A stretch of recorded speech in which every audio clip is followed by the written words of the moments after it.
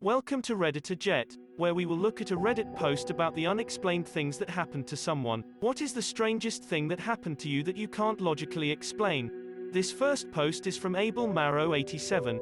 As a child visiting my grandma's house, my mum's mum, whenever I left the house I'd wave next door to Ken, who was always sat in the bay window looking out at the sea. They lived right on the coast off the North Sea in Hartlepool, UK. We'd never really talk, but just a little wave before I went to get into the car. One time I'm leaving my gran's house, I'm in front of my mum who's stopped at the door to talk to my gran. So I head down the steps and towards the gate. I turn back and see Ken in the window. Big smile as usual, waving at me. I give him a wave back. He stands up, gives me the thumbs up, and wanders towards the back of the room. My mum comes walking down the steps and asks, "Who are you waving at?" I replied, "Ken." To this day, I can remember my mam's face.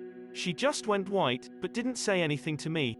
It was only a few weeks later when she plucked up the courage to tell me that Ken had died a few days prior to our visit to my gran's. I don't believe in ghosts, but I know I saw him.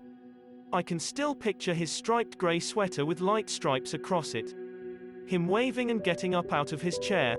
There was no one else in the house, he lived by himself. Brains are weird. Next is a reply to this post. I 100% believe you. My cousin's daughter, 4 years old maybe, says she talks to our dead grandpa all the time. One time my cousin caught her singing along to my grandpa's favorite song, giggling and running around the room. She asked her what she was doing and she said, "I'm playing with Tata and he's teaching me a song." She got so spooked because there's no way her daughter could have heard it anywhere, as my cousin doesn't like to listen to it because the song reminds her of him and it makes her sad. It's also an old tango that you have to actively search on the internet to find. There are other things about her kid that are straight up weird and everyone is convinced she's a medium or something. This next post is from Jones E27. I once was changing pants in my room before work and took off my belt. After putting on my other pair of pants, I went to put my belt back on, but it belt was gone. No one else was in the room and I spent a good 10 minutes looking for it as I had simply set it on the floor. It's been 10 years and I've never seen that belt again. This next post is from Plumhawk.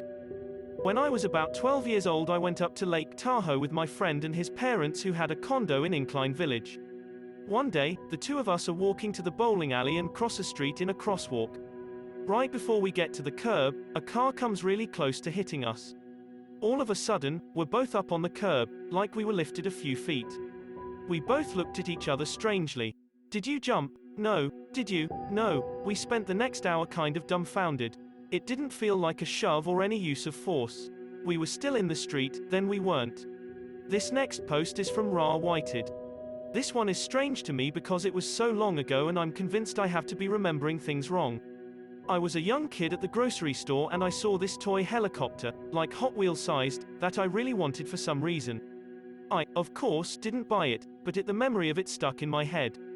A few nights later, I had a dream where I was playing with the helicopter, but I realized it was a dream and stupid young me thought that if I put it under my pillow, it would still be there when I woke up. After that, I woke up and eagerly checked under the pillow to get it. For some reason, it was right where I left it in the dream. As a kid, I wasn't surprised to find it there as it all made perfect sense to me then, but years later I have no clue how the toy helicopter actually got underneath the pillow. This next post is from Jane Oway 826. When I was 10 years old I didn't want to go to school one day. I faked a stomachache so my grandmother would let me stay home. I've always been a bad liar, so my grandma tried to call my bluff. She told me if I was too sick for school then she would be scheduling me a doctor's appointment. 3 hours later I was rushed into emergency surgery. My fake illness was actually appendicitis and it was so inflamed that if I hadn't come in that day my appendix would have ruptured, potentially killing me. I felt 100% fine that day. Faking sick saved my life. This next post is from Astrological Fox.